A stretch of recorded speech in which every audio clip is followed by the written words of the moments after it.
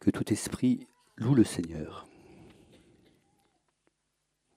Alors voilà, mon rôle, comme ça a été dit, c'est pas de faire un enseignement, mais d'essayer de rassembler non seulement tout ce que j'ai entendu avec vous, mais ce que j'ai entendu en discutant avec chacun. Donc, j'ai beaucoup reçu, non seulement des échanges, voilà, des personnes qui sont intervenues, mais aussi de nos contacts. Donc vous allez être beaucoup cités.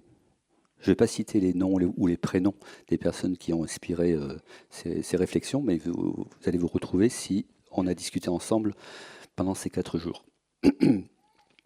Alors, si on a choisi ce thème,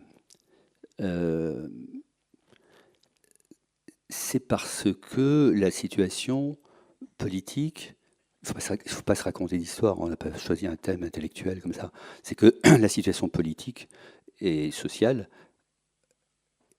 en France, aujourd'hui, et pas qu'en France, en Occident, est assez difficile parce qu'elle est de plus en plus clivée. Hier, il y a une belle expression, ça va, comment il a dit hier, Steve, ça va chauffer les amis, enfin je sais pas. Oui, on entre dans une période en France assez chahutée, une période électorale qui va nous mener au prochain Forum Zaché, quand on y réfléchit. Et donc,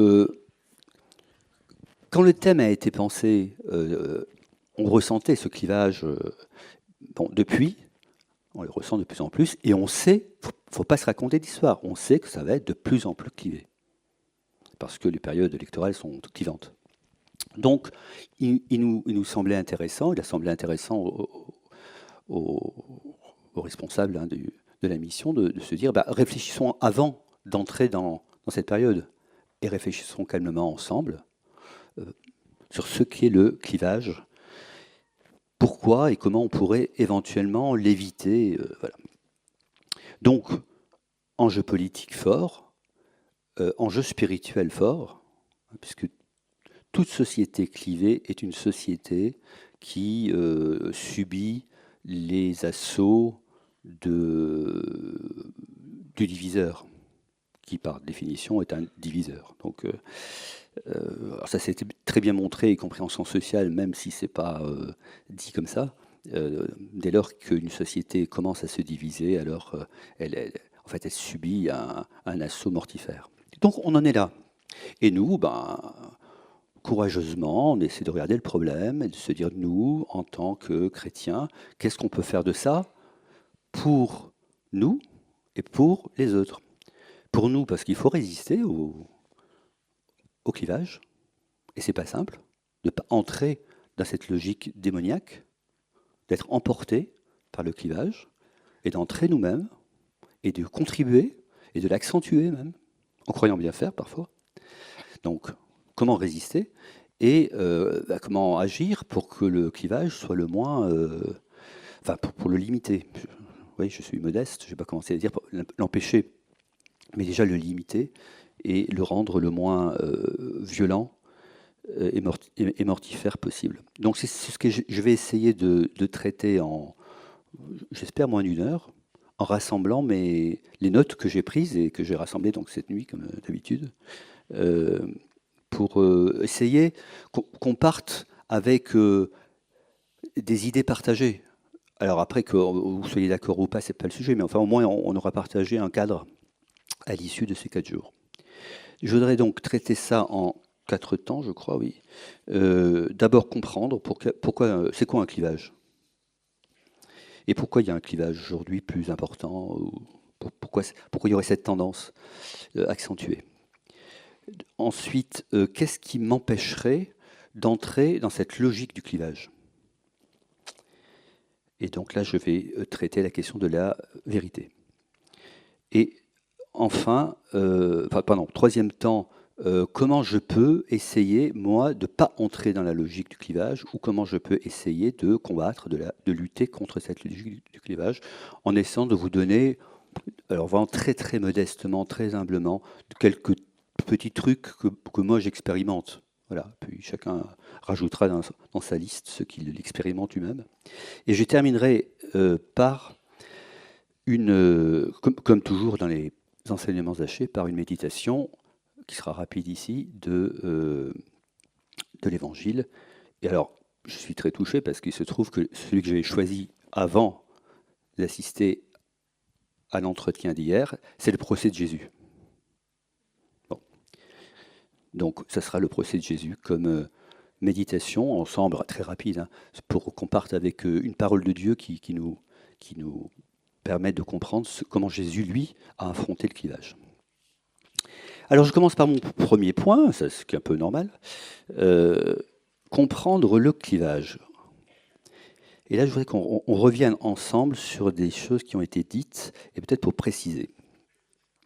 D'abord, il faut préciser, rappeler, que la singularité, la diversité est normale. Vous voyez, nous sommes tous singuliers. Alexis, dans son atelier, dit, ça m'a beaucoup frappé, vraiment je le partage. Il y a ici, je ne sais pas combien de personnes là, présentes, mettons 400 ou 500, il y a 500 personnes qui n'existaient pas avant votre naissance et qui n'existeront plus sur Terre après votre mort. Chacun d'entre vous est absolument unique. C'est incroyable ça, unique. Quand vous allez disparaître, quand je vais disparaître, plus jamais il y aura cette personne. Ici, dans ce monde-là, bien sûr. Plus jamais, c'est incroyable. Nous sommes tous uniques et singuliers. Et j'ai tenu à ce qu'on se laisse regarder pendant tout mon échange, mon topo, par lui, qui nous regarde, avec ses yeux magnifiques, avec ce regard profond, chacun unique.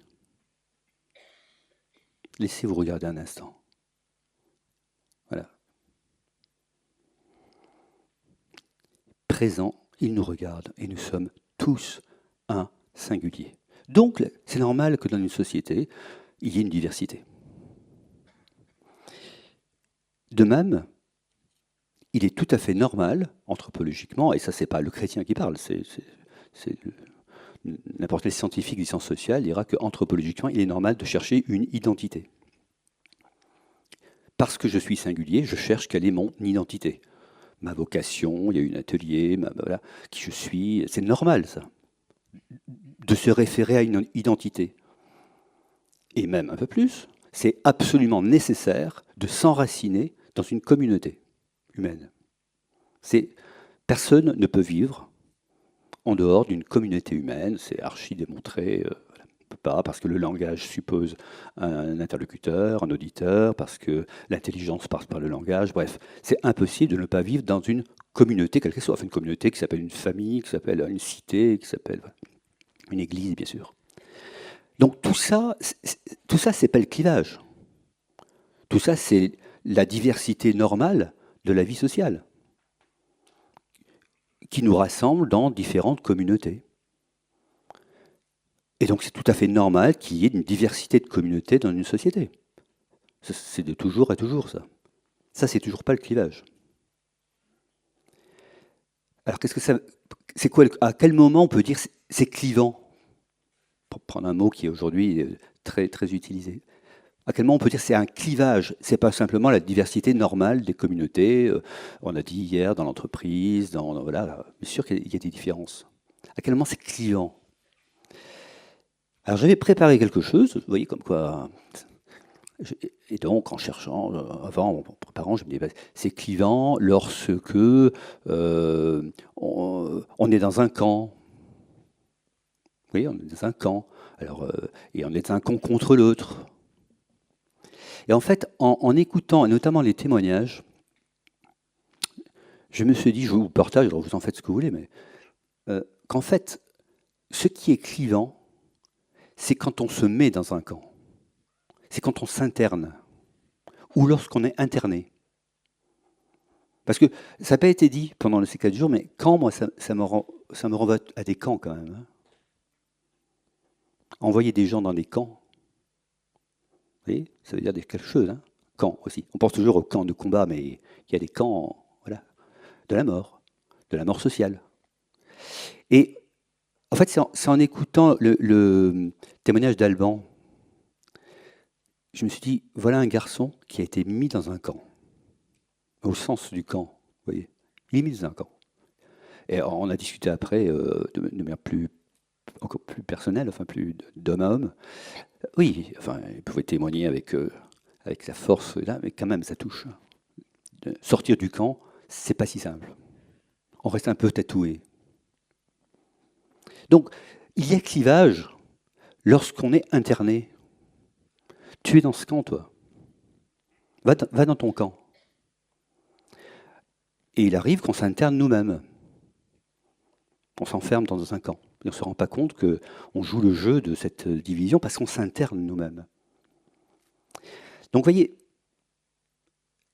une chose est de dire que nous sommes tous singuliers, tous divers, et que c'est normal qu'il faille gérer dans la société cette diversité, et que ça s'appelle justement la société, ça s'appelle justement la vie civile, la vie civique, de gérer nos diversités, nos différences. Une autre est de constater que je te définis par ton camp, oui, par là où tu es interné. Ou toi-même, ou moi-même, je me définis en m'internant. Et là, je me sépare. Je fais une petite note de pas de page. Ceux qui séparés dans l'Évangile, ce sont les pharisiens. Les pharisiens, ce sont ceux qui se disent séparés. C'est pas pour rien que Jésus s'adresse systématiquement aux pharisiens, sachant qu'il est très proche de la pensée pharisienne. Dans tous les courants juifs, il est proche de la pensée pharisienne, mais il désigne le pharisien, le séparé comme problématique. Pourquoi ? Parce qu'il se sépare, parce qu'il se met dans un camp. Et quand on se met dans un camp, c'est qu'on met les autres dans un autre camp, nécessairement. Donc, vous voyez, c'est clair ce que je raconte. On fait un pas. Pourquoi ça m'a paru important de nous le rappeler ? Parce qu'il ne faudrait pas qu'on pense que toute singularité, voire toute identité et toute recherche de l'identité est mauvaise et condamnable. Mais non, elle est absolument nécessaire. Comment voulez-vous vivre sans identité, sans communauté et sans recherche d'un groupe qui va porter sur vous un regard positif, bienveillant dans une famille, etc. Et quand ça se passe mal, on voit bien les conséquences. Positive, bienveillant dans une entreprise, positive, voilà, pour que nous existions. Ça, c'est pas du tout problématique. C'est problématique lorsque ce regard, c'est un regard excluant, vous voyez, coupant, séparant. C'est pareil. Donc, le clivage commence quand on définit l'autre en le plaçant dans un endroit, dans un lieu, dans un camp. Du coup, déjà la question, parce qu'hier soir on me posait la question, alors on va répondre quoi à la question, faut-il choisir son camp ? Vous voyez déjà, faut-il choisir son camp ? Je ne sais pas si j'ai envie de choisir un camp. J'ai envie de choisir une communauté, j'ai envie de choisir un espace de fraternité, j'ai envie de choisir une entreprise, un lieu, une association. Mais un camp, je n'ai pas envie d'être interné, moi. Donc, vous voyez, a priori, déjà, si je pose bien la définition de ce qu'est le clivage, et enfin, à quoi il conduit, une partie de la réponse s'impose. Donc, qu'il y ait des désaccords ordinaires, c'est normal. Qu'il y ait de différences à gérer et des frottements, mais c'est aussi normal que la vie en commun. En revanche, lorsque la question commune disparaît, de savoir qu'est-ce qu'on fait ensemble, fais ce que tu veux dans ton coin, je fais ce que tu veux dans le mien, ou bien j'existe parce que je te désigne précisément comme celui qui est dans un camp, là, alors là, il n'y a pas de question commune, il n'y a pas de vie commune. Et c'est cette société clivée qui nous paraît toujours dangereuse et problématique. Alors, on pourrait dire, bon, ok, très bien, et pourquoi pas ? Pourquoi ne pas vivre aussi dans une société clivée ? En quoi c'est problématique ? C'est vrai, ça ? Au fond, pourquoi ne pas imaginer une société clivée où chacun est dans son camp, et puis mais parce qu'en fait, c'est pas que chacun est dans son camp qui le problème. C'est que chacun est dans son camp contre l'autre. Chacun définit son camp par rapport à l'autre. En étant persuadé d'ailleurs de ne pas être dans un camp. Les personnes... Alors, il se trouve, je vous raconte ça comme ça, je ne sais pas si c'est... Il se trouve que Alban a parlé d'un philosophe qui se trouvait une philosophe. Vous savez, il y a eu un dialogue, il a expliqué qu'il avait un dialogue avec une philosophe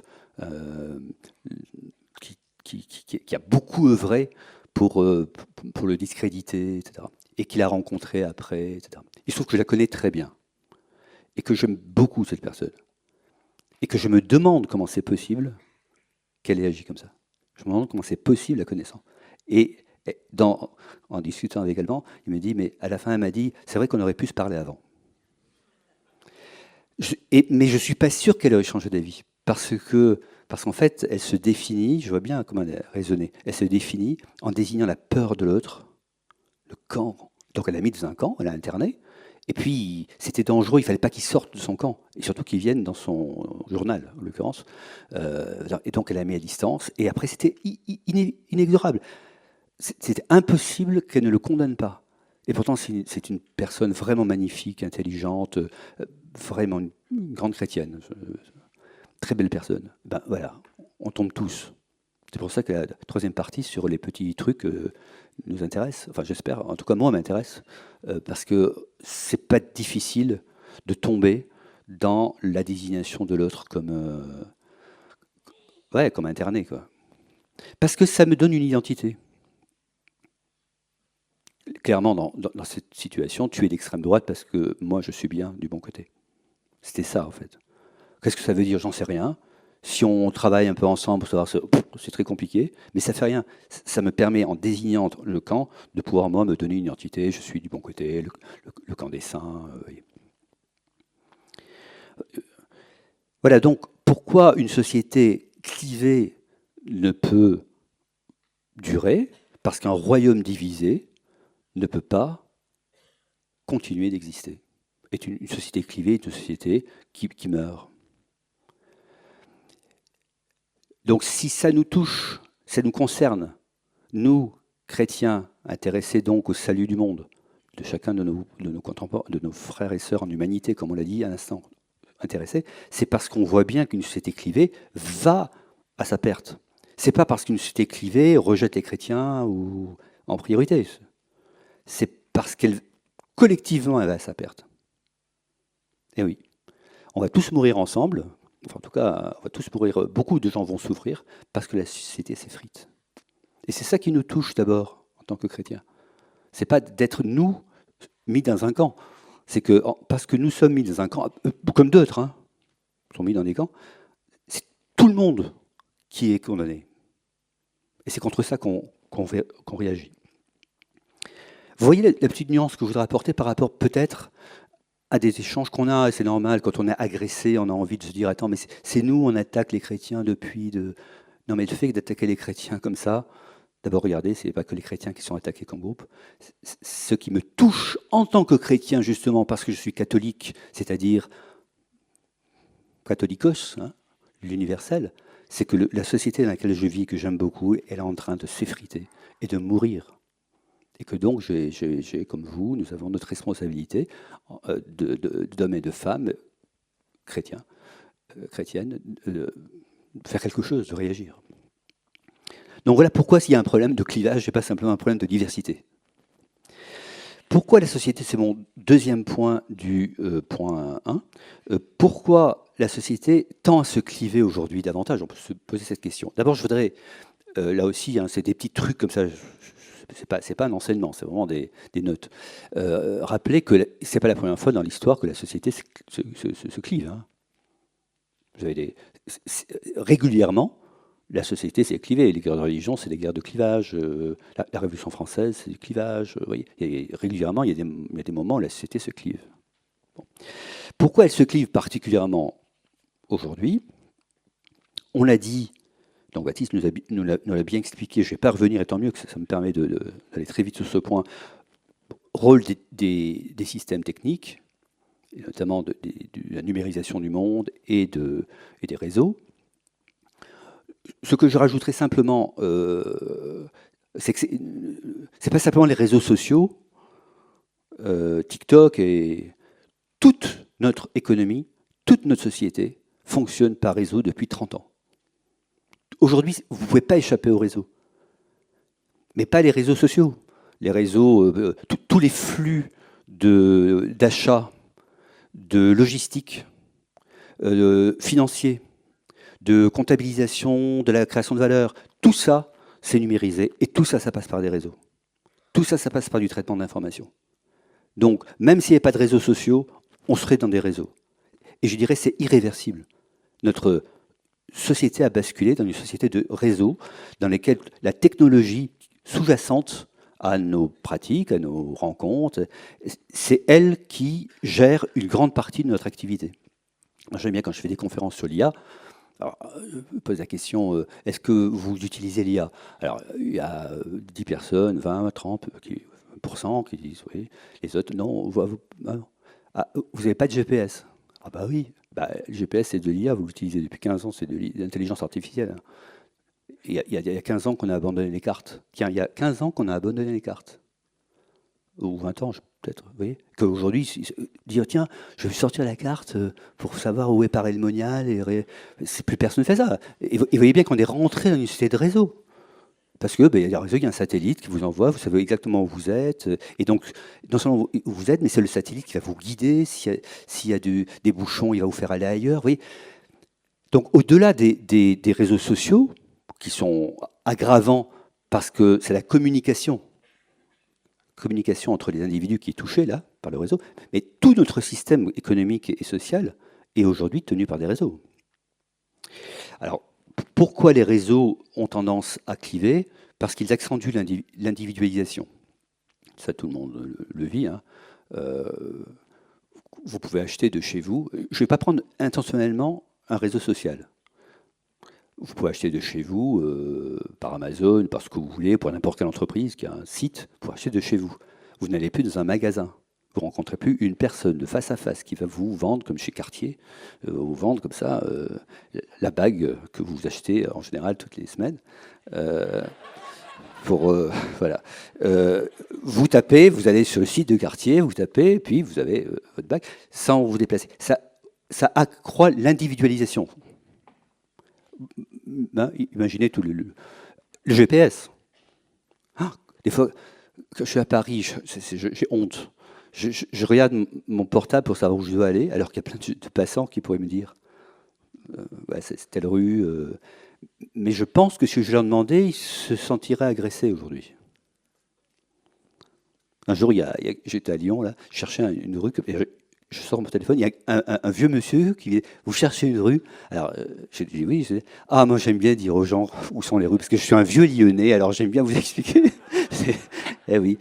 Mais vous voyez la technologie nous a individualisés. Je reste dans mon coin et il peut y avoir plein de passants. Il n'a pas d'esprit de demander ma route. Je vais regarder, passer par un satellite, l'Alaska, un machin, un serveur qui revient sur mon portable et qui me dit tourne à droite. Donc, individualisation. L'individualisation, là je vous le fais en bref, enfin, moi j'ai fait toute ma carrière théorique sur René Girard et sur ces phénomènes. Dès lors qu'il y a individualisation, il y a perte d'identité. Il y a incertitude sur l'identité. Parce que l'être humain est un être créé à l'image et la ressemblance de Dieu, dirais-je en tant que chrétien, mais en tout cas, je vais dire en tant que scientifique social, est un être social. Et il a besoin des autres pour se donner de la valeur. Or, plus vous êtes individualisé, et plus vous avez du mal à savoir quelle est votre valeur. Et donc, vous allez la chercher, comme vous pouvez, sur des réseaux, en consommant davantage, c'est un peu l'idée, hein, comme Baptiste l'a expliqué, hein, c'est un peu l'idée, c'est faire consommer pour exister. Donc, vous voyez, plus on est individualisé, plus on perd d'identité.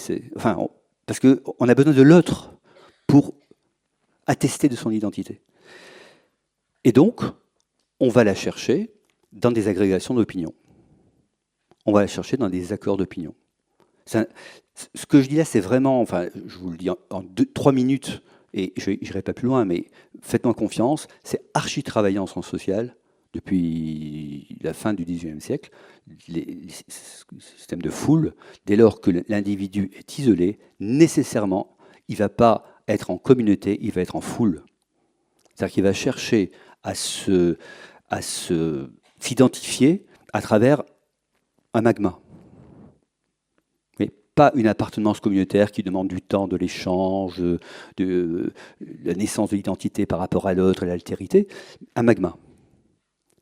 Et là, je dois citer un échange passionnant que j'ai eu avec l'une d'entre vous à table, qui m'expliquait comment une jeune fille qu'elle a rencontrée qui était au rêve party là, qui a eu lieu pas loin d'ici, 20 000 personnes sur un terrain militaire, vous savez. Elle a rencontré donc à la gare une jeune fille qui en sortait, et elle lui a posé la question, mais pourquoi, qu'est-ce que vous trouvez que là, qu'est-ce que vous vivez là? Et la jeune fille répond, alors shootée, vous voyez, pas sortant de l'adoration, vous voyez. Et donc, je la vois d'ici, tatouée, machin, tout ça, et disant, on fait un. Alors, moi, j'ai cette expression, on fait boule. On fait pas communauté, on fait boule. C'est-à-dire, on ne sait plus qui. On est tellement ensemble, on se sent tellement un seul corps, c'est ça, hein, et c'est trans, en fait, il faut dire, qu'on fait, on fait un. Et j'existe parce que je n'existe plus, parce que je suis un. Donc il y a un lien entre l'hyper-individualisation, la perte de la communauté physique, et le besoin de s'identifier en faisant boule, en faisant foule, en faisant un, en faisant groupe, magma.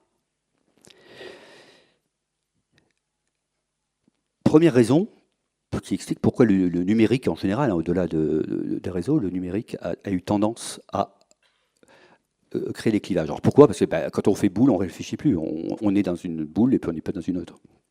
Et on est clivé, enfin on s'interne. Deuxième raison, c'est l'affaiblissement de ce qu'on appelle en doctrine sociale de l'Église ou en sociologie les corps intermédiaires.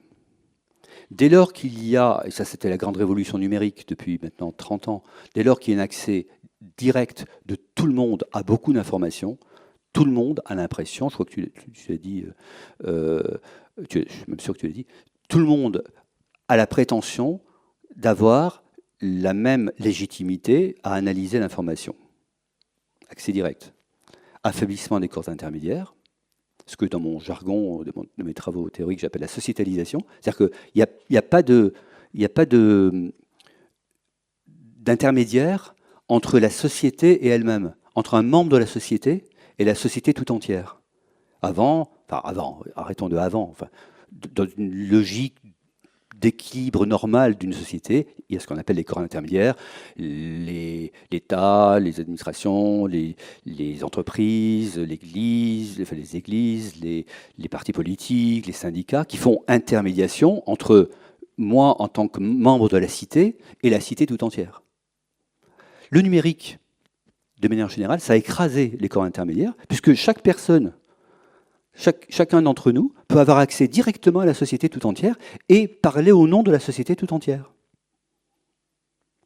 Fort de quoi? Fort de voir qu'il y a 3000 followers, 5000 followers, 1 million de followers qui pensent comme lui. D'où la course aux gens qui pensent comme moi. Parce que les gens qui pensent comme moi, ça me permet de vérifier, d'assurer que moi j'ai accès directement, je suis aussi légitime que n'importe quel expert, je deviens expert, puisque il y a d'autres qui pensent comme moi. D'où donc cette course à l'influence et ce renversement, alors qui est vraiment très très important pour notre civilisation, ce renversement de la logique d'expertise. Depuis un siècle et demi, enfin depuis très longtemps, mais en particulier depuis un siècle et demi, les experts sont considérés comme les intermédiaires nécessaires entre le citoyen et le projet. Il y a des experts qui travaillent, des ingénieurs, des machins qui travaillent. Le fait d'avoir accès tous à l'information et de vérifier qu'on est légitime, d'assurer, d'attester à soi-même qu'on est légitime parce que d'autres pensent comme nous, on remplacé les experts par des influenceurs. Parce qu'il suffit que j'ai suffisamment... Il y en a qui suivent, hein, c'est super. Il suffit que j'ai un groupe suffisamment important qui manifeste, qui pense comme moi, pour m'assurer que je suis légitime pour dire ce que je dis. Donc, deuxième raison pour cliver, parce que du coup, vous avez intérêt à attirer à vous, non pas au nom du vrai ou non, mais au nom de l'opinion qui est partagée. Et donc, troisième raison, toujours, hein, pourquoi cette société-là, à ce moment de l'histoire, a tendance à devenir clivante. Donc, vous voyez, une logique d'individualisation qui pousse à aller chercher de l'opinion semblable pour se rassurer, une logique qui écrase les corps intermédiaires qui, justement, faisaient des médiations pour aller chercher de l'expertise, d'ailleurs, et qui pousse à trouver l'information et à la qualifier par le nombre de nos semblables, des ressemblants. Et troisième raison, c'est que l'individualisation crée, je vous l'ai dit, de l'incertitude. Si je pourrais vous restez 3 heures là-dessus, j'ai fait ma thèse de doctorat en 93 là-dessus. Donc, l'individualisation pousse à l'incertitude. Je ne sais pas qui je suis. Et la façon la plus simple de sortir de l'incertitude, c'est de désigner un ennemi. Comme je ne sais pas me définir, je vais définir quelqu'un qui est le mal absolu ou qui est mon antithèse, ce que je crois être mon antithèse absolue. Comme je ne sais pas qui je suis, comme je ne me laisse pas regarder peut-être, je vais chercher qui je ne suis surtout pas.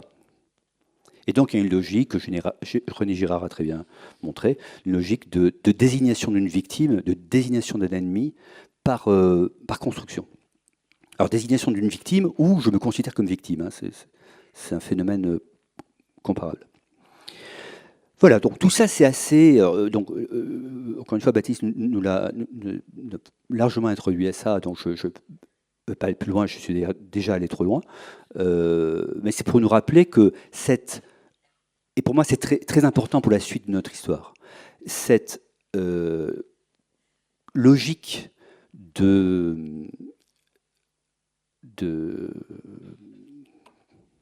bravo, de camp, comme ça, de clivage, voilà. Cette logique de clivage, elle est mécanique. Elle n'est pas due à un complot.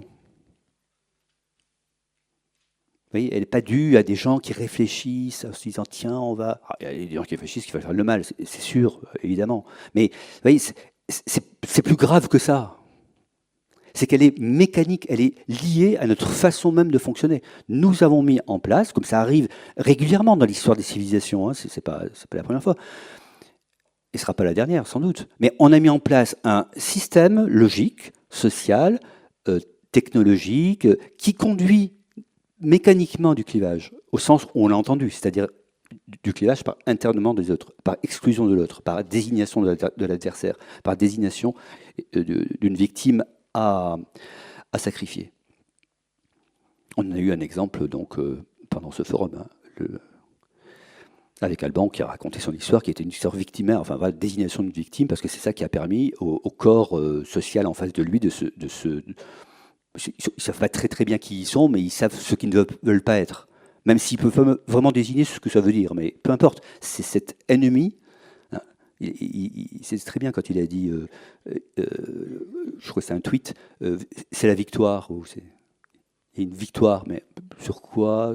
Sur ce garçon? Gentil comme tout? Victoire sur quoi? Où est ta victoire? Mort, où est ta victoire?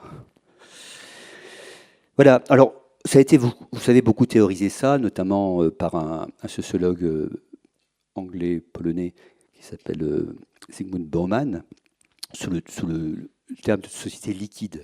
La société s'est liquéfiée. Alors, en toute modestie, j'emploie jamais le terme liquide. Les papes l'ont employé, Benoît XVI et François. Euh, je préfère dire une société atomisée, parce que, à mon avis, ça relève plus de la physique, euh, enfin de la physique moléculaire, si vous voulez. À un moment donné, lorsque c'est trop divisé, on montre, ça s'appelle la théorie du chaos, qu'il y a ce qu'on appelle les attracteurs étranges. C'est-à-dire que quand vous avez plein de particules qui vont dans tous les sens, qui ont l'impression d'être libres grâce à leur réseau, en fait, ils sont attirés par ce qu'on appelle donc des attracteurs étranges, des trucs. René Girard appelait ça la montée aux extrêmes, qui n'aurait rien à voir avec extrême gauche, extrême droite. C'est une coagulation, à un moment donné, et on ne sait pas pourquoi, on fait boule. On est contre. Voilà. On est dans cette logique-là. Et pour moi, c'est plus grave que, vous voyez, un simple constat que vraiment il y a des méchants, et que peut-être si on était gentil nous-mêmes. Non, c'est plus grave que ça. C'est une mécanique qui est en place. Et il faut vraiment la déconstruire parce qu'il y a des choses, notamment ce que tu disais sur la façon d'appréhender les réseaux sociaux, c'est pas rien pour lutter contre ça. Pour pas être emporté par cette logique. Mais j'y viens. Voilà. Je voudrais quand même, parce qu'on est quand même ici et on est entre nous, dire ce que je ne dirais pas si je faisais la même conférence dans un milieu laïque, c'est que profondément, je crois que ça, c'est une œuvre démoniaque. Je n'ai pas peur de le dire, c'est pas mon maître, il est là, mais mon sous-maître, c'est René Girard. Et René Girard, grand chrétien, il a dit explicitement, enfin, il le disait explicitement, ça. Il y a du démoniaque, parce que le propre même du diviseur, c'est justement de couper, de casser, de diviser pour empêcher la communauté, pas la boule, la communauté. C'est-à-dire, la communauté suppose que les différences sont acceptées, écoutées, que c'est par justement la différence conjuguée qu'on fait commun, on fait communauté. Donc là, je crois qu'on est, je ne sais pas si on peut nier ça, qu'il faut aussi nous le dire, encore une fois, je suis à l'aise pour le dire ici, il y a aussi une dimension spirituelle très forte. Alors, maintenant, le plus important, c'est comment réagir. Si le mécanisme est irrésistible, on laisse tomber, on prie Sainte Rita, avec des effets qui étaient positifs, vous avez vu. Hein, donc, mais bon, ouais, comment réagir? Alors, il nous faut réagir parce que nous sommes dans le monde et qu'on est appelé, Alain nous le rappelait dans la capsule précédente, on est appelé à agir dans le monde pour nos frères et sœurs. Et j'en arrive donc à mon point 2, comment fonder une résistance? Comment fonder une résistance à ça, à un mécanisme qui est aussi puissant, aussi... Voyez, comment fonder une résistance? Alors là, je vais énoncer quelque chose que vous savez, mais voilà, pour qu'on soit bien clair. On ne résiste pas au clivage en renonçant au vrai. On ne résiste pas au clivage en se disant compromis, demi-teinte, toutes les vérités peuvent être entendues. Parce que si je dis autre chose, ça va augmenter le clivage. Ce que je voudrais vous montrer rapidement, c'est que c'est l'inverse. On ne peut lutter contre le clivage que en assumant la vérité. Ça peut être contre-intuitif par rapport au monde, mais précisément parce que c'est un monde du clivage qui nous dit, pour entretenir le clivage, attention, si tu affirmes que quelque chose est vrai, tu vas cliver. Parce que tous les autres, ils vont être désignés comme les ennemis du vrai, blabla, et hop, et guerre civile, eh bien non, c'est l'inverse. C'est en assumant la vérité, c'est en assumant le vrai qu'on peut combattre le clivage. C'est ce que je voudrais vous montrer rapidement. Alors, à force de dire rapidement, c'est long.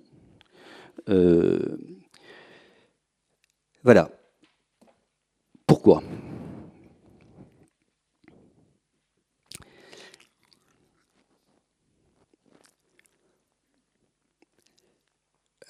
Alors, je regrette que Georges ne soit pas là parce qu'à un moment donné, dans notre enfin à plusieurs reprises, dans notre, forum, on a senti, et aussi dans les discussions d'ailleurs, qu'il y avait une possibilité d'interpréter la chose de façon suivante. Bon, face au camp de l'erreur et du mensonge, levons l'étendard du camp de la vérité. Et donc, il y a un combat du bien contre le mal.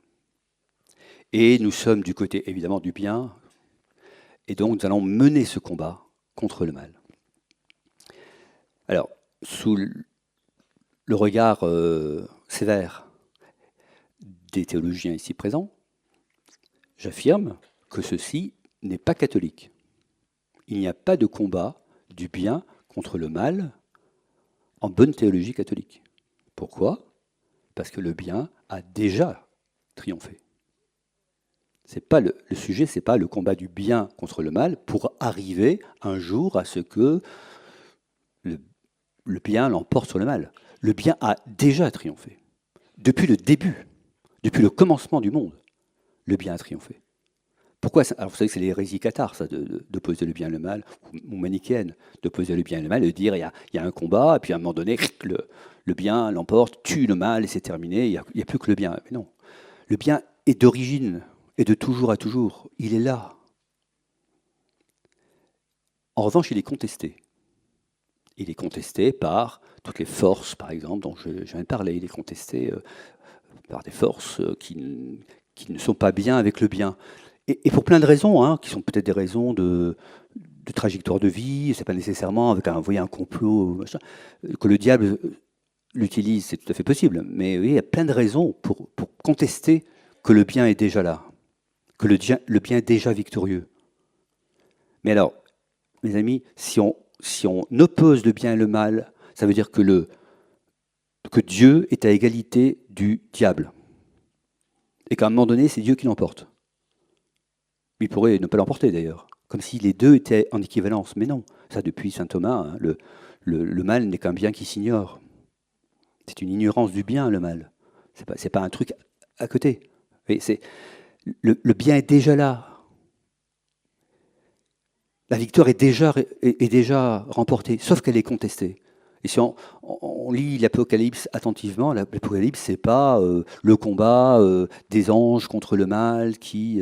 non, dès le début, l'Apocalypse, c'est le bien qui l'a emporté. Sauf qu'il est contesté par celui qui dit non. Qui dit non. Donc vous allez me dire, oui, subtilité, parce qu'il y a quand même un combat. Oui, mais c'est pas le même combat. C'est pas le combat du bien contre le mal. C'est le combat de ceux qui nient le bien, oui, ça, contre le bien. Il ne faut pas inverser les choses. Et d'ailleurs, on a eu une preuve physique pendant ce forum. Moi, ça m'était apparu comme une image. On a eu des personnes qui sont venues témoigner. La sœur d'une personne assassinée qui rencontre la mère de l'assassin.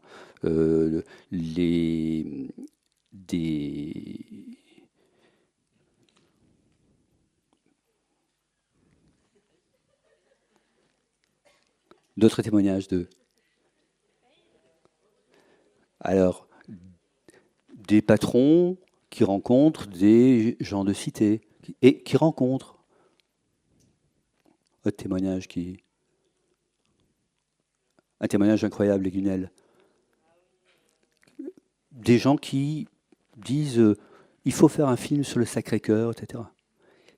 À jamais ils ont dit il faut faire un film contre l'athéisme qui est militant et nous allons nous lever le drapeau. Non, il faut faire un film sur le Sacré-Cœur. Pourquoi ? Parce qu'il était là et on ne le savait pas, et ben, il faut qu'on le donne à voir. Et ce qui m'a frappé dans ces témoignages, c'est que c'était comme si on grattait la terre et qu'on trouvait la source. Ça vous rappelle quelqu'un ?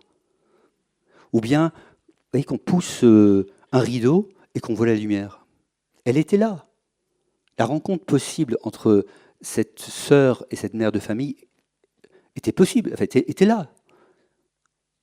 La rencontre était là, sauf qu'il fallait la réaliser. Donc il a payé un combat contre je ne sais pas quel mal. Hein. C'est important pour la suite, pour désigner le mal tout à l'heure. n'y a pas eu un combat contre le mal, il y a eu une révélation du bien. Le bien était là et on ne le voyait pas. C'est très clair quand les Cunel ont parlé du Sacré-Cœur. Il était là et on ne savait même pas qu'il y a eu le Sacré-Cœur, que Jésus est apparu ici en 1673. Eh bien, on va faire un film pour le dire. Et c'est tellement vrai que le film est en fait, tout le monde dit ah ouais, il y a eu le Sacré-Cœur. Bah, tiens, je viens à Paris-Monial, parce que je crois qu'il y en a dans la salle d'ailleurs, parce que j'ai vu le film et je savais pas qu'il y avait eu le Sacré-Cœur là. Vous voyez, c'est pas le combat qui a fait, c'est la révélation du bien. Et des comme ça, vous pouvez en trouver dans votre vie, je suis sûr, des milliers de moments où vous avez juste révélé le bien, et même le bien qui est en nous. L'atelier sur la vocation, c'est quoi? C'est révéler le bien, ou sur les compétences, celui sur les compétences, c'est révéler le bien qui est en nous. L'atelier sur l'artisanat, le fait de réaliser, c'est révéler notre possibilité de beau qui est en nous. Le bien a déjà gagné. Donc, la vérité, c'est pas le combat du bien contre le mal. La vérité, c'est rappeler que le bien a gagné. Et je vous assure que ça change tout dans une vie. Je vous parle d'expérience. Vous passez d'une vie crispée à une vie, alors je dis pas, c'est pas du tout mon cas, décontractée. Je peux rester inquiet quand même sur les contestations du bien. Et je suis assez inquiet d'ailleurs, mais bon. Mais c'est pas de même niveau. Parce que quand on donnait l'image hier je vois les cadavres de mes ennemis passer devant moi, vous savez, il a dit ça à un moment donné, c'est drôle. Alors j'aime bien cette image, paradoxalement, comme une image. Un royaume divisé, de toute façon, je sais qu'il va s'effondrer. Je sais. Ma douleur, elle vient pas du fait que je serai attaqué. Ma douleur vient du fait qu'il va s'effondrer et qu'il y aurait des cadavres. C'est ça qui me gêne. Et donc, si on pouvait les éviter, ce serait mieux. Et donc, si on pouvait révéler le bien avant, ça serait mieux. Et donc, c'est notre boulot. Vous voyez. Donc, déjà, enfin, en tout cas, moi, ça me rassérène de se dire, c'est gagné. Puis arrive, joue ton rôle dans le dévoilement du bien qui existe. Mais, enfin, voilà, il a gagné, quoi. Ça donne plus de force, je crois. Vous en faites ce que vous voulez, bien sûr. Donc, affirmer le vrai. Alors, ça veut dire quoi, affirmer le vrai? Je ne sais pas. C'est une démarche, le vrai. C'est un chemin, le vrai. Un chemin. C'est-à-dire que le vrai, ce n'est pas un truc qu'on possède, justement. Qu'on détient. Détenir la vérité, ça n'a aucun sens. D'ailleurs, on dit toujours, je ne détiens pas la vérité. Ben, tu n'as aucune chance de la détenir, la vérité. Personne ne détient la vérité. Un seul est la vérité. J'y viendrai pour tout à l'heure. Un seul est la vérité, mais pas détient la vérité. Justement, personne ne détient la vérité. C'est un chemin, on marche, et avec toutes les expériences qu'on a partagées, on voit que là, ça c'est plus vrai que ça. Mais non, ça c'est faux, ça c'est erroné, ça mène à la mort, ça mène à la vie. J'ai placé devant toi le chemin de la mort et le chemin de la vie, je choisis le chemin de la vie.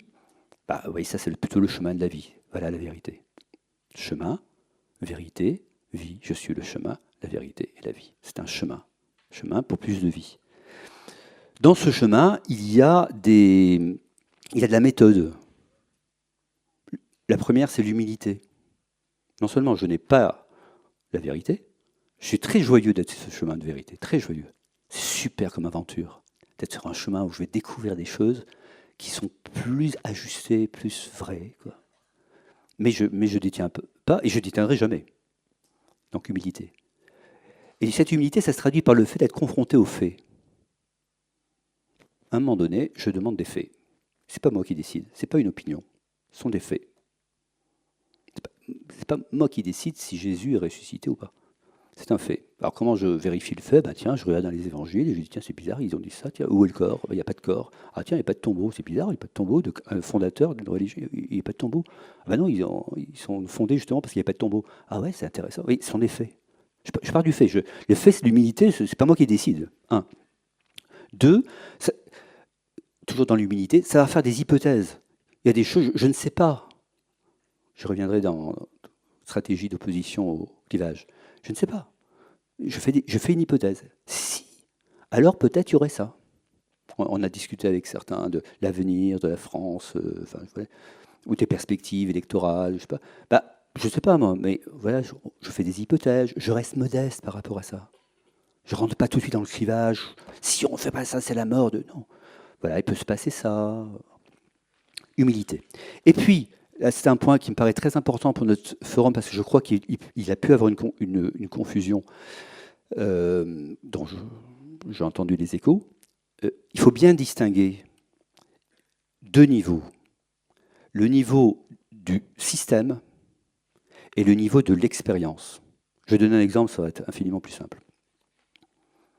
Si je rencontre un migrant, d'homme à homme, parce que je suis un homme, enfin ma femme si vous voulez traduire, de personne à personne, et je comprends sa souffrance, je comprends sa souffrance personnelle, je le regarde comme un autre peut me regarder, c'est une expérience. Cette expérience me rapproche de la vérité, parce que j'ai fait l'expérience de la vie d'une autre personne. Et donc ça enrichit mon expérience. Ça, c'est le niveau d'expérience. Pour autant, ça ne m'autorise pas à en déduire des idées générales sur l'immigration,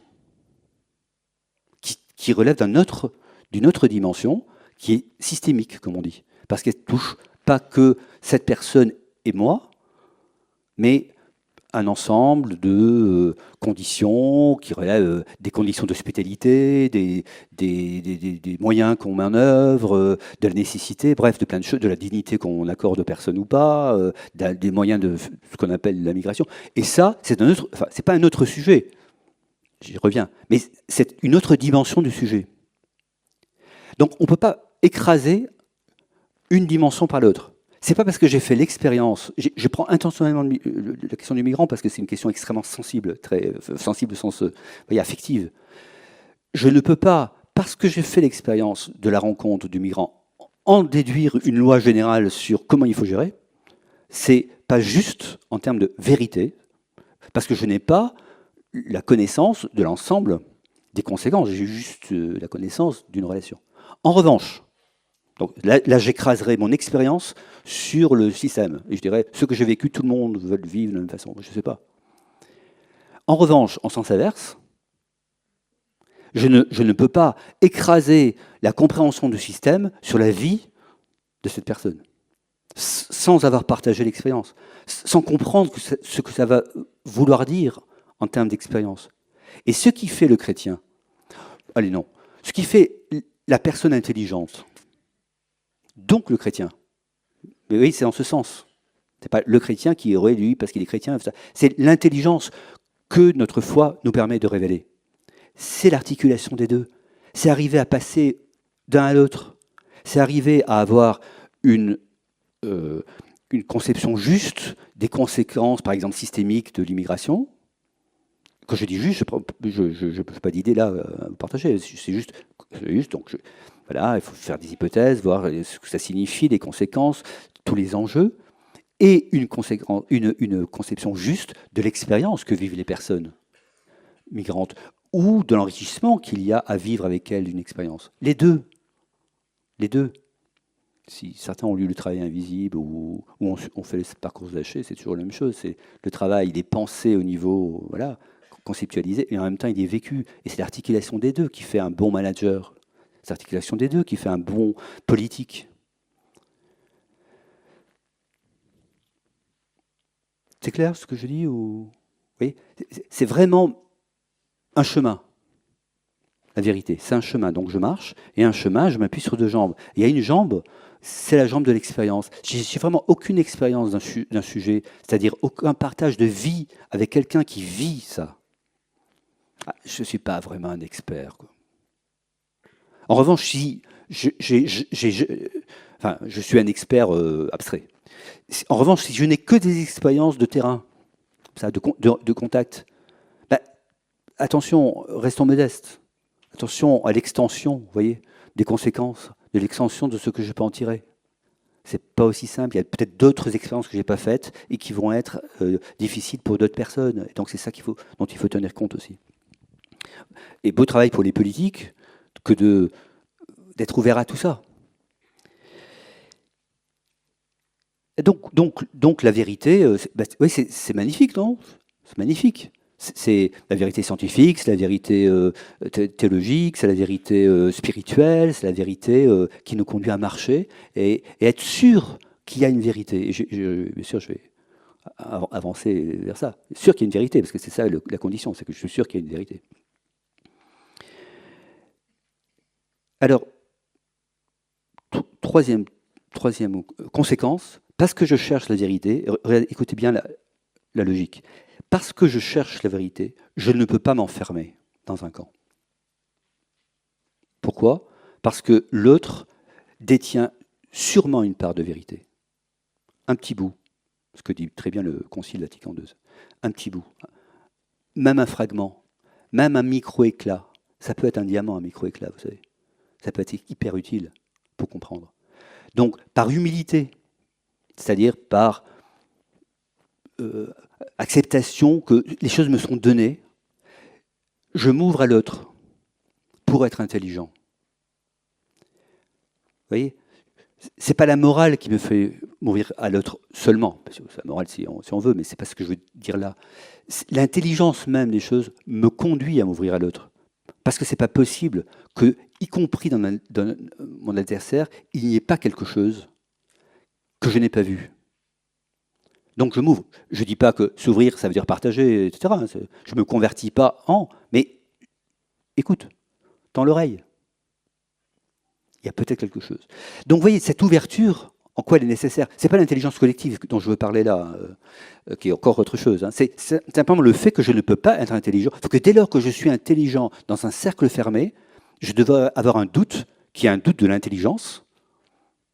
J'ai tout vu là. Il n'y aurait pas quelqu'un qui ait une expérience qui pourrait m'aider à mieux comprendre. D'où l'importance de l'ouverture. Ce qui m'est donné à moi peut être donné à d'autres. Et y compris à d'autres que je considère a priori comme dans l'erreur. Donc on a toujours besoin de l'autre pour approfondir la vérité. Pas sa vérité, mais la vérité.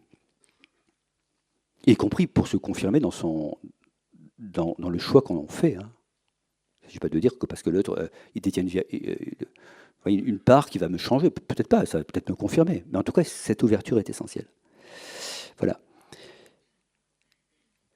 Tout ça, ça ne fonctionne. Ce que je vous dis, cette recherche de la vérité qui nous sauve du clivage. Parce que finalement, le vrai chemin, c'est pas camp contre camp, c'est marche. Où tu t'arrêtes dans un camp, où tu marches dans la vérité. Et cette marche t'oblige à être à plusieurs, regarder ce que les autres font, acquérir de l'expérience. Donc, marche. Mais encore faut-il être sûr que... Qu'est-ce que vous diriez à ce moment-là? À quoi faut-il être sûr que, pour que ça fonctionne, cette affaire de marcher? Si je vais à Compostelle, à pied comme certains, encore faut-il que je sois sûr que existe Compostelle. Il y a tas de gens alors, en entreprise, on voit ça souvent, le chemin, la marche fait le chemin, oui, la marche fait le chemin, mais à condition quand même que vous savez où vous allez, parce que la marche fait aussi le chemin qui vous conduit au précipice. Vous voyez. La marche fait le chemin dans la mesure où vous avez quand même la certitude qu'il y a un lieu vers lequel vous allez. Compostelle, Vézelay, Paray-le-Monial. Et bien c'est vrai aussi dans notre démarche de vérité. Ça ne fonctionne que si nous sommes certains qu'il y a la vérité. Je ne sais pas quelle est sur toute chose, hein. Et là je peux raisonner en tant que scientifique.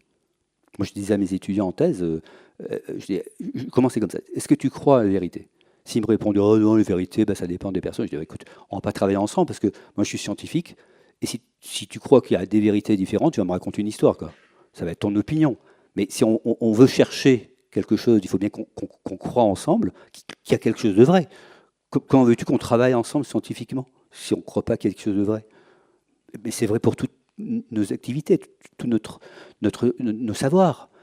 Nous pensons qu'il y a une vérité possible. Et là, attention à la pirouette. Parce que si la vérité, c'est un code, c'est un livre, vous voyez, ben ça veut dire que ceux qui ne lisent pas le livre, ils ce qui est écrit dans le livre, alors c'est terminé, il n'y a pas de vérité. Autre chose est de penser que la vérité est une personne. Une personne. Pourquoi? Parce qu'une personne, c'est un mystère. Une personne, on n'épuise jamais ce qu'est la personne. Hein, votre voisin, votre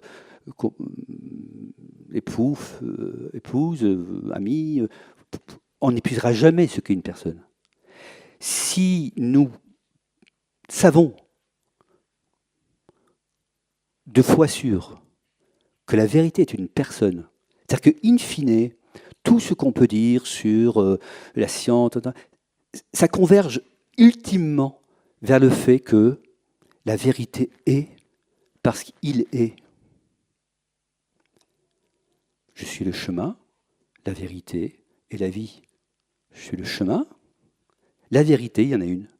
Et la vie, parce que c'est une personne. Et donc toi, prends ton chemin de vie aussi et deviens encore plus une personne en cherchant la vérité, en cherchant le vrai. Ça va? Donc vous voyez, la foi chrétienne, si je peux dire comme ça, elle n'arrive pas au début. Elle arrive naturellement à la fin. Si vous ne partagez pas la foi chrétienne, va se poser quand même la question du fondement de la vérité, ultimement. Parce que si elle n'est pas fondée, la vérité, en dehors de la marche, donc de nos opinions, on risque le clivage. C'est parce qu'on pense qu'il y a une vérité commune qu'on s'interdit le clivage. Parce que dans ta communauté, il peut y avoir quelque chose qui intéresse ma communauté au sens général, ma famille, peu importe. Dans ton groupe, il peut y avoir quelque chose qui intéresse mon groupe, au service de la vérité. Ça m'intéresse quand même que tu vives comme ça, que tu penses comme ça, parce que peut-être que ça va enrichir ma compréhension de la vérité. Tiens, viens, on va marcher ensemble pour bien se comprendre. Mais si je ne pense pas qu'il y ait une vérité, qui me dépasse complètement, hein, encore une fois, d'autant plus que c'est une personne, la vérité, qui se fonde comme ça, je vais me replier sur mon opinion, et je vais le défendre coûte que coûte. Et je vais dire, mais toi, tu as tort. Tu as tort par nature. Tu as tort parce que tu es une personne. Alban. Tu as tort parce que tu es là. Voilà. Et je t'interne. Et je te mets dans un camp. Et si je peux t'exterminer, ça sera un camp d'extermination. Parce que je suis désolé, dans le camp, il y a aussi ça. Mais vous voyez pourquoi l'extermination? Parce que je ne peux pas supporter que tu existes alors que tu n'es pas comme je suis. Et pourquoi? Parce que j'ai peur, moi. Je ne sais pas où est la vérité. Il n'y a pas de vérité, peut-être. Donc c'est mon opinion, c'est moi la vérité. Non, c'est pas moi la vérité, c'est lui. Donc je me décentre. Et du coup, je peux chercher. Et du coup, la vérité me rend libre. La vérité me rend libre. Bon sang, les chrétiens, c'est ça qu'on doit dire à nos contemporains. La vérité me rend libre. Je peux penser... J'ai une belle discussion sur l'euthanasie avec une d'entre vous. Et je me disais en rentrant, si un jour le Seigneur me dit, écoute, Pierre-Yves, tu as été contre l'euthanasie, tu as eu tort. Eh bien, c'est pas grave. Parce que c'est toi, Seigneur, je sais que tu es vrai. Donc, si j'ai eu tort, il y a des raisons pour ça, tu vas m'expliquer pourquoi. Oui, parce que la vérité est plus grande que mon opinion aujourd'hui. Même si je pense qu'aujourd'hui, je ne veux pas de raison de penser différemment. Hein, mais vous voyez, il y a une très belle, une parole qui m'a construite, qui est du curé d'Ars.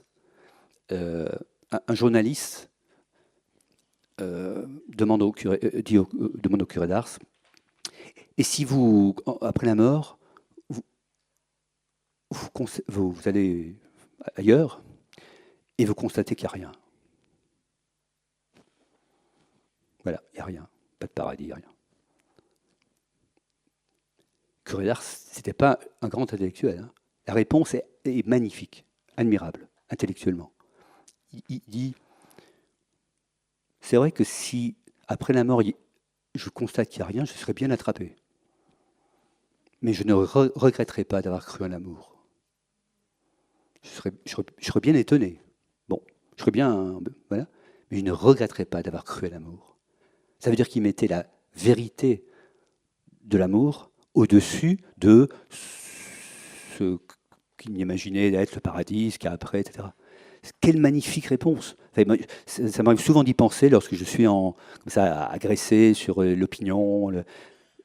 Ok, peut-être que je me suis trompé sur ce point, mais je ne regrette pas d'avoir cru à l'amour. Je ne regrette pas d'avoir cru à la vérité. Je ne regrette pas d'avoir fait cette démarche et qui me conduit d'ailleurs à constater que je me trompe.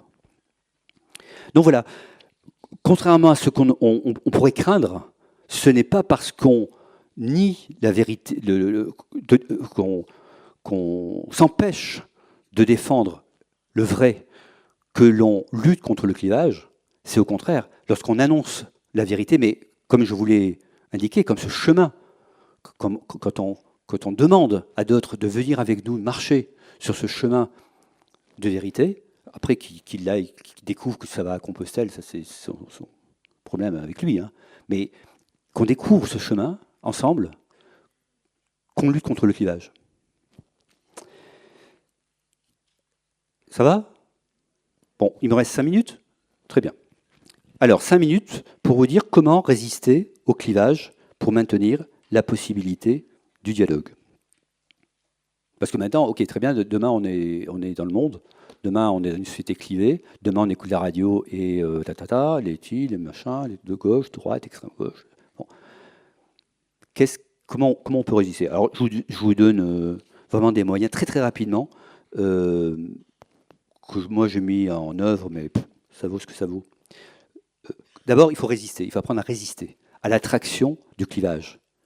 J'ai envie de rentrer dans le cercle maléfique de la boule, vous voyez, d'être comme les autres. Donc, premier moyen, faire silence. Faire silence. Prendre le temps du silence. Le silence, c'est l'écoute d'autre chose, d'un autre. Et comment dire, dans la technique du diable, il y a la réaction immédiate à l'agression. Je t'agresse, hop, et ça y est, t'es rentré dans le jeu. Faire silence. Je vous donne à chaque fois une parole de Dieu qui m'inspire. Il parlait ainsi pour le mettre à l'épreuve, afin de pouvoir l'accuser. Donc, ce sont des personnes qui amènent devant Jésus une femme qui a commis l'adultère. Donc, il parlait ainsi pour le mettre à l'épreuve. Que faut-il faire? Que dit Moïse? Mais Jésus s'était baissé et du doigt, il écrivait sur la terre. Frappant. Hein. À ce moment, il ne commence pas à dire attendez, regardons ce que dit Moïse, nous allons là, et rentre en dialogue. Il se tait. Silence, il écrit. Et dans un second temps seulement, il dit comme on persistait à l'interroger, il se redressa et il dit que celui d'entre vous qui est sans péché, qu'il soit le premier à lui jeter la pierre. Mais premier temps, c'est silence. Je ne rentre pas dans le cercle magnifique. Pensez-y, notamment à la radio. Enfin, la radio, la télé, peu importe, mais où c'est très agressif. Il y a tout de suite, on dit on a encore fait le mal. Là. Et c'est vraiment l'appel à entrer tout de suite dans le jeu. Hein. Donc, faire silence. 2, ne pas répondre au camp, à la logique du camp, en s'internalisant, en s'internant soi-même. Ah oui, tu dis que les cathos sont... Bah oui, moi, en tant que catho, je vais réagir. Ah non, non, attends, moi, je ne veux pas catho, c'est pas ça, comme ça. Est-ce que ce que tu dis est juste? Est-ce que... Je ne sais pas. Avant d'accepter que tu m'aies mis dans un camp, je ne prends pas au sérieux ton enfermement. Jésus, si vous avez appris qu'il a été dit œil pour œil, dent pour dent, eh bien moi je vous dis de ne pas riposter aux méchants, mais si quelqu'un te gifle sur la joue droite, tends-lui l'autre joue. Il y a 1000 façons d'entendre ça. Mais pour ce qui me concerne ici, tu me dis qu'en tant que catho, ah oui, ah on a fait ça, oui. Oui. Alors comment on pourrait progresser dans ce cas? Oui. Au lieu de dire, oui, défense, tu me mets dans un camp, je suis dans le camp, bah ok, tu me frappes là, ok, vas-y. Je refuse d'être dans un camp. Je refuse que tu m'enfermes. Troisième point, ça qui est essentiel, toujours chercher au moins un point positif dans la position de mon ennemi, de mon adversaire. Dans la position que je ne partage pas, il doit y avoir au moins un point positif à trouver. C'est pas possible. L'euthanasie, ben ouais, quand même, les gens souffrent, les proches souffrent. Donc c'est beau ça, que les gens s'intéressent à cette souffrance. Que la solution ne soit pas la bonne, ça me paraît une évidence. Mais que la question ne soit pas la bonne, je ne suis pas d'accord. C'est une vraie belle question. Donc il y a toujours un point positif à trouver et à tirer comme fil. Thessaloniciens, chapitre 5. N'éteignez pas l'esprit, ne méprisez pas les prophètes, mais discernez la valeur de toute chose, ce qui est bien, gardez-le. Discernez la valeur de toute chose, surtout chez l'ennemi, et ce qui est bien, gardez-le. Ce sera son apport. Ça, c'est pour me mettre à distance. Vous voyez, grâce à ça. C'est des petits trucs que je pratique pour pas rentrer tout de suite. Silence. Je n'accepte pas que tu me mettes dans un camp, donc ok, je t'écoute. Et 3, je te prends au sérieux. Peut-être que ce que tu me dis est juste. Maintenant, comment je peux combattre l'esprit de division qui est en moi? Qui est en face, évidemment, mais qui est en moi. L'esprit de clivage. L'esprit qui a tendance à me coaguler dans mon camp. 1, là aussi 3, recentrer sur le sujet en refusant la question de l'autre. Je vous donne un exemple, ce sera plus simple. Discussion de jour de l'an avec un ami sur comment ça s'appelle, la commission sur l'audiovisuel. Et dans le débat, c'est intéressant quand même qu'il y ait, regardez quand même ce qui se passe, 4 milliards, enfin voilà ce qu'on peut dire. Dans ce dialogue, en face, ah bon, t'es contre le service public? Non, je ne suis pas contre le service public, c'est l'inverse. Je suis pour le service public, sauf que, en l'occurrence, c'est plus public, c'est privé, là, parce qu'il y a une privatisation. Mais, vous voyez, ce déplacement. Et ma tendance a été parce que je me suis observé et j'ai raté, de dire, mais si, pardon, mais le service public, là, il y a un problème. Non, c'est pas ça. Pourquoi tu as changé de sujet? Moi, je dis qu'il y a des dépenses importantes. Je n'ai pas dit que c'est pour ou contre. C'est toi qui veux me mettre dans une question qui n'est pas la mienne. Donc, décentrer. Alors là, Jésus est un grand spécialiste de ça, parce qu'à chaque fois, un bon rabbin, vous savez, il pose une question pour un verset, et notamment, cette chose incroyable, le Messie qui pose la question à ses disciples, et pour vous, qui suis-je? Pourquoi Jésus dit et pour vous, qui suis-je? Il aurait pu dire, bah ouais, je vais vous dire ce qui je suis, comme ça c'est terminé, on n'en parle plus. Mais parce qu'il sait très bien que c'est clivant. Parce qu'en fait, les disciples vont projeter, d'ailleurs jusqu'à la fin ils projettent, l'idée qu'ils ont du Messie. Alors s'ils disent je suis le Messie, ils vont dire c'est bon, Israël va être libéré, blablabla. Ce qu'ils croient jusqu'au bout. Ils les laissent progresser dans la vérité, pas à pas, c'est le cas de dire, en marchant avec lui, parce qu'ils marchant avec lui, petit à petit, ils comprennent, et la vérité se dévoile. Donc, toujours recentrer sur le sujet. Ce n'est pas la question que je pose. 2, retourner la logique du diviseur. Là aussi, Jésus est un grand spécialiste. Il s'agit de répondre à une question par une question. Maître, que dois-je faire pour avoir en héritage la vie éternelle? Réponse de Jésus. Dans la loi, qu'y a-t-il d'écrit? Que lis-tu?